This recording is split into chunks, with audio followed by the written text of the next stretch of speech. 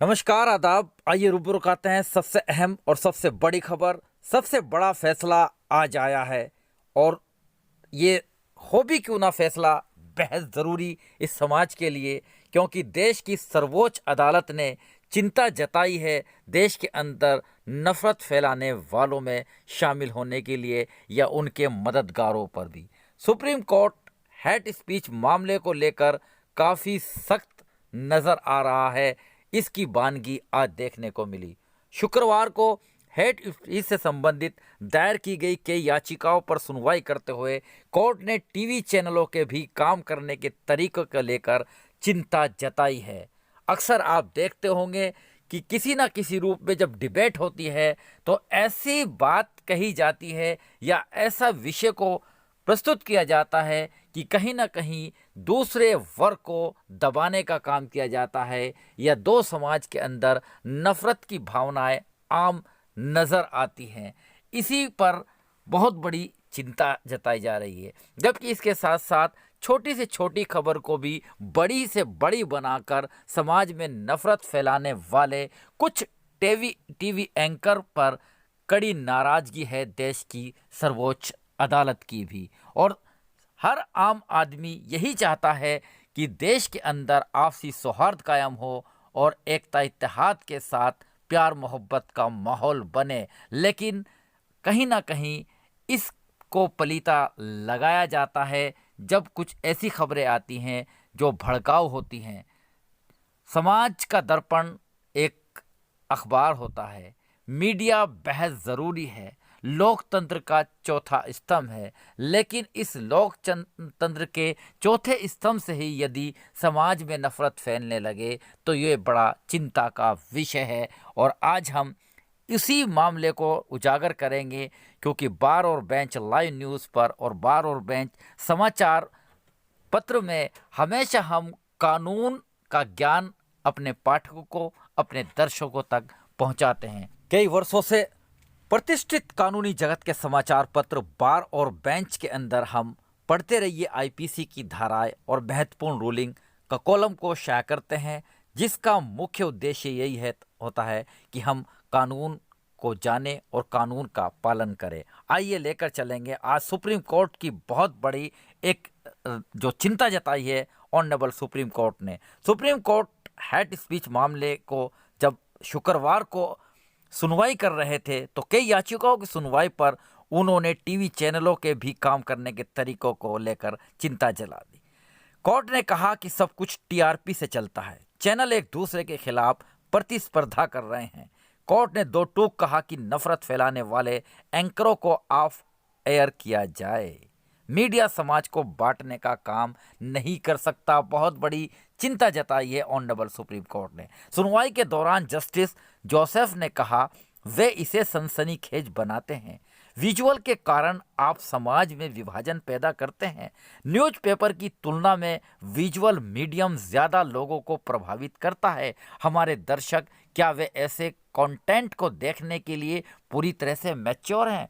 Justice Joseph ने news broadcasters और digital association का प्रतिनिधित्व करने वाले वकीलों से भी पूछा कि अगर टीवी कार्यक्रम के एंकर ही समस्या का हिस्सा हैं तो क्या किया जा सकता है। एनबीएसए को पक्षपात नहीं करना चाहिए। आपने कितनी बार एंकर्स को हटाया है?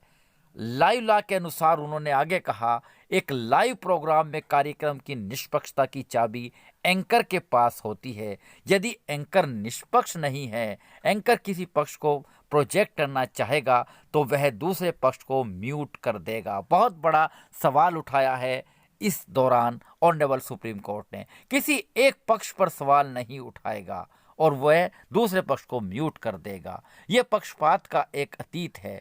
मीडिया के लोगों को सीखना चाहिए, उन्हें देखना होगा कि वे बड़ी ताकत की स्थिति पर कब्जा कर रहे हैं और वे जो कह रहे हैं वे पूरे देश को प्रभावित करता है। जस्टिस जोसेफ ने आगे कहा कि आपत्तिजनक एंकरों को ऑफ एयर किया जाना चाहिए और उन चैनलों पर भारी जुर्माना भी लगाना चाहिए जो प्रोग्राम कोड का उल्लंघन कर रहे हैं। जहां पर भी संभव हो आप उन्हें आर्थिक रूप से नुकसान पहुंचाए। ये बड़ी बात कह दी है ऑनरेबल सुप्रीम कोर्ट ने।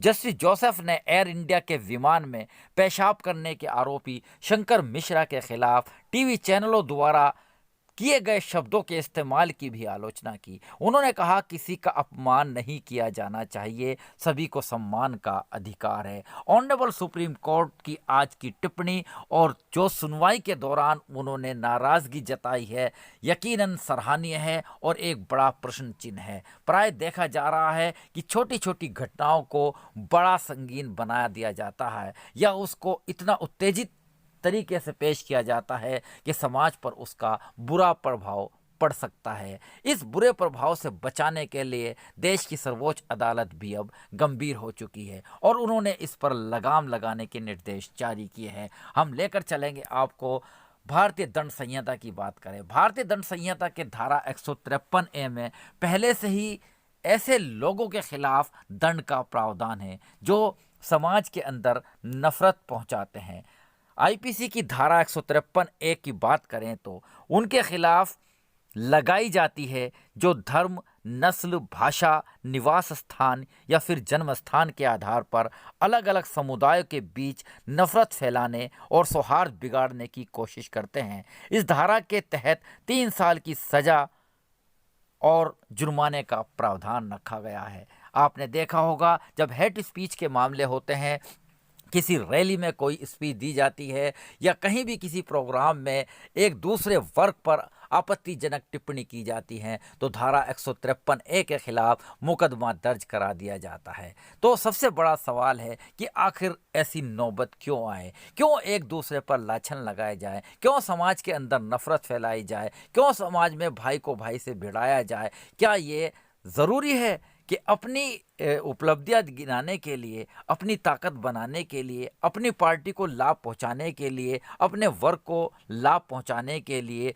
दूसरे धर्म का अनादर किया जाए या दूसरों में नफरत फैलाई जाए? इससे दूर होना पड़ेगा। और हमारे समाज को, ख़ास तौर से मैं पत्रकारिता वर्ग से ताल्लुक़ रखता हूँ, हमारे पत्रकार साथियों को भी चाहिए कि वो ऐसी खबरों का बायकॉट करें, ऐसे खबरों से बचे जहाँ पर किसी न किसी रूप में जिस खबर से समाज पर दुष्प्रभाव पड़े या समाज में नफरत का माहौल पैदा हो। आज ज़रूरत इस बात की है कि आपस में एकता, सौहार्द कायम किया जाए जो कि देश के लिए सबसे बड़ी ज़रूरत है। ऑनरेबल सुप्रीम कोर्ट का इस जब आज याचिकाकर्ताओं की याचिकाओं का निस्तारण कर रहे थे शुक्रवार को, तो बहुत बड़ी बात निकल कर आई है और हेड स्पीच के मामले पर उन्होंने अपनी कड़ी नाराज़गी जताई है। ऑनरेबल सुप्रीम कोर्ट के निर्देश का पालन करना चाहिए और हेड स्पीच करने वालों के खिलाफ सख्त से सख्त कानूनी कार्रवाई हो, ऐसी चारों ओर से मांग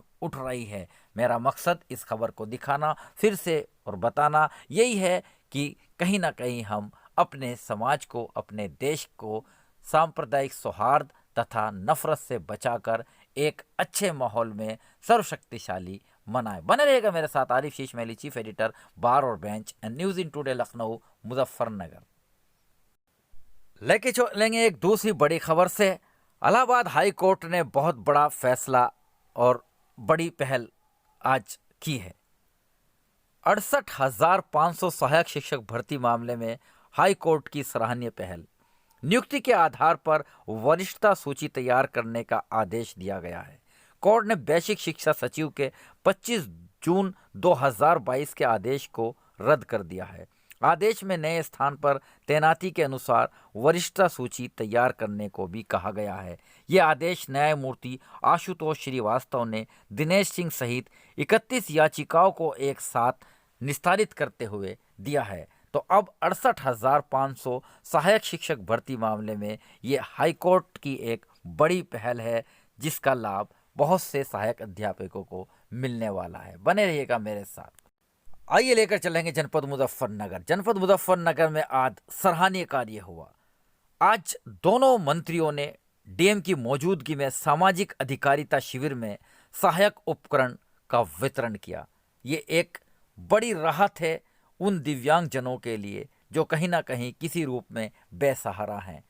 आज सामाजिक न्याय और अधिकारिता मंत्रालय भारत सरकार द्वारा एडिप योजना के अंतर्गत निःशुल्क सहायक उपकरण वितरण शिविर का आयोजन किया गया। भारत सरकार की एडिप योजना के अंतर्गत कुल 1041 लाभार्थियों को चिन्हित किया गया था।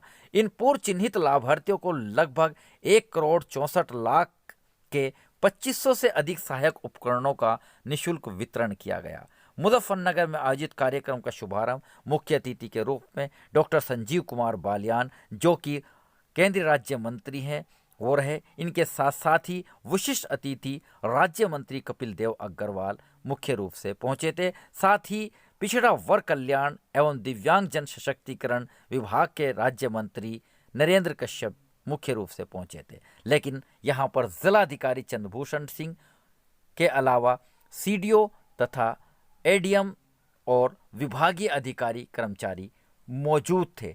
इस दौरान यहाँ पर शिविर में गणमान्य अतिथियों के अतिरिक्त जो मृणाल कुमार उप प्रबंधक है एलिम्को के, वो कार्यक्रम में उपस्थित रहे। शिविर में आए दिव्यांगजनों को मुजफ्फरनगर में विभिन्न स्थानों में माह मई और जून 2022 में आयोजित किए गए परीक्षण शिविरों में चिन्हित किया गया था। इन पूर्व चिन्हित लाभार्थियों को एडिप योजना के अंतर्गत दिव्यांगजनों के सहायक उपकरण निःशुल्क प्रदान किए गए। सहायक उपकरणों का वितरण ब्लॉकवार आज 14 जनवरी को किया गया। वितरण मुजफ्फरनगर के चरथावल, बघरा, सदर, खतौली, जानसठ, बुढ़ाना, ए टू जेड कॉलोनी, मोरना ब्लॉकों का किया गया। विभिन्न तिथियों में प्रखंडवार दिए जाने वाले कुल सहायक उपकरणों में 100 motorised tricycle, 478 tricycle, 610 Baisakhi, 105 walking stick यानी कि छड़ी, 30 MSIT किट मानसिक दिव्यांग हेतु और 1 स्मार्टफोन तथा 26 रोलेटर, 52 श्रवण यंत्र कान की मशीन और 25 स्मार्ट कैन, 245 कृत्रिम अंग और कैलिपर्स शामिल थे। बहुत बड़ी आज पहल हुई है। राज्य मंत्री और केंद्रीय राज्य मंत्री दोनों की सराहना हुई। बड़ी पहल से आज दिव्यांगजनों को बांटे गए हैं उपकरण जनपद मुजफ्फरनगर में। और जनपद मुजफ्फरनगर आज वीवीआईपी का केंद्र बिंदु रहा। इनके अलावा आज जितिन प्रसाद, जो कि लोक निर्माण मंत्री हैं, वो भी पहुंचे और उन्होंने आज विकास भवन में अधिकारियों के साथ समीक्षा बैठक ली। उन्होंने इस दौरान बैठक के बाद साफ कर दिया है कि जब सड़कों का निर्माण अच्छा होगा तो यातायात प्रभावित नहीं होगा। जनपद में चल रहे चौड़ीकरण, सौंदर्यीकरण के कार्यों के लिए प्राप्त धन आवंटित किया जा चुका है, ऐसी उन्होंने जानकारी दी। उन्होंने ये भी कहा कि अगर किसी प्रकार की कोई समस्या है तो आप लोग मुझे अवगत करा सकते हैं। जो परियोजनाएं चल रही हैं उनको समय पर किया जाए। जनपद में सड़कों की मरम्मत एवं नवीनीकरण के लिए स्वीकृति सभी कार्यों को 30 मार्च 2023 तक पूर्ण करने के लिए अधिकारियों को निर्देश भी दिए गए हैं। उन्होंने कहा कि जहां जहां ब्लैक स्पॉट चिन्हित है उन पर यातायात सुरक्षा संबंधी सुधार कार्य करा लिए जाएं, जिससे कोई भी दुर्घटना ना घटे। डॉक्टर संजीव कुमार बालियान, जो कि केंद्रीय राज्य मंत्री हैं, राज्य मंत्री कपिल देव अग्रवाल और इसके अलावा जो विजय शुक्ला हैं, भारतीय जनता पार्टी के जिलाध्यक्ष तथा जिलाधिकारी चंद्रभूषण सिंह, मुख्य विकास अधिकारी संदीप भाग्या और मुख्य अभियंता सहारनपुर विभागीय, यहाँ पर सब अधिकारी मौजूद हैं। इस दौरान जितिन प्रसाद ने आज निरीक्षण भी किया और जितिन प्रसाद, जो कि लोक निर्माण मंत्री है, उन्होंने साफ हिदायत दे दी है कि सड़कों के निर्माण कार्यों में तेजी लाए जाए, जिससे कि यातायात को सुगम बनाया जाए। बने रहेगा मेरे साथ आरिफ शीश मैली, चीफ एडिटर पार और bench news in today Lucknow Muzaffarnagar. और 14 जनवरी मकर संक्रांति का दिन, सभी को मेरी ओर से, बार और बेंच ग्रुप की ओर से हार्दिक शुभकामनाएं। मकर संक्रांति पर आस्था की डुबकी लगाई गई। प्रयागराज में संगम पर लोगों का हुजूम उमड़ा, श्रद्धालुओं का हुजूम उमड़ा और उन्होंने संगम में स्नान किया। निगरानी वहां पर ड्रोन कैमरों से की गई है। शाम 6 बजे तक 14 लाख लोगों ने आस्था की डुबकी लगाई। जो कार्यक्रम लगातार जारी है, क्योंकि मकर संक्रांति पर संगम में स्नान किया जाता है। इसके साथ साथ पूरे प्रदेश के अंदर, पूरे देश के अंदर मकर संक्रांति का पर्व बड़ी श्रद्धा के साथ मनाया जा रहा है। कई जगह खिचड़ी प्रसाद का वितरण भी किया गया है। इसके अलावा लखनऊ के अंदर आज पतंग महोत्सव भी शुरुआत की गई है। ऐतिहासिक घंटाघर पर पतंग महोत्सव का आयोजन किया गया। एक से एक बड़े पतंगबाज यहाँ पर पहुँचे, सरकार के नुमाइंदे भी यहाँ पर पहुँचे, लेकिन इस दौरान जो AK शर्मा है, नगर विकास मंत्री, उन्होंने बड़ी बात कही। उन्होंने अपनी विरासत को बचाने के लिए स्वच्छता पर जोर देने का बल दिया। इस दौरान उन्होंने उत्तर प्रदेश शासन द्वारा स्वच्छता के लिए चलाई जा रही योजनाओं की जानकारी भी दी। उन्होंने इस दौरान कई ऐसी पतंग भी भेंट की जिस पर प्रधानमंत्री तथा दूसरे बड़े नेताओं के चित्र थे। यहाँ पर आज पतंग महोत्सव की शुरुआत हुई। लोगों ने पतंग उड़ाकर इस पर्व में और चार चांद लगा दिए। मेरी ओर से सभी पर्वों की हार्दिक शुभकामनाएं। बने रहेगा और दूसरी ताज़ा तरीन खबरों के लिए मेरे साथ आरिफ इस्माइली, चीफ एडिटर बार और bench and news today Lucknow Muzaffarnagar. आइए लेकर चलेंगे एक और बहुत बड़ी खबर।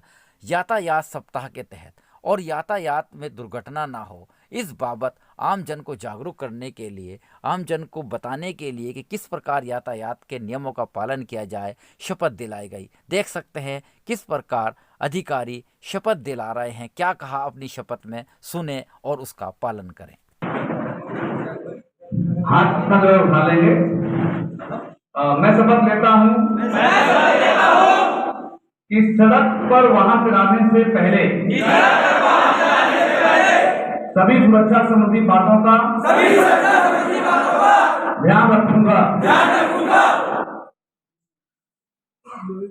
यातायात नियमों का हमेशा खुद और परिजनों से पालन कराऊंगा। दो पहिया वाहन चलाते समय हमेशा हेलमेट पहनूंगा। कार चलाते समय हमेशा सीट बेल्ट पहनूंगा। कभी भी शराब पीकर गाड़ी नहीं चलाऊंगा। वाहन चलाते समय कभी भी मोबाइल फोन पर बात नहीं करूंगा। मैं हमेशा एम्बुलेंस और फायर ब्रिगेड की गाड़ियों को पहले जाने के लिए रास्ता दूंगा। सड़क दुर्घटना पीड़ितों की मदद करने के लिए सदैव तत्पर रहूंगा। धन्यवाद। जय हिंद।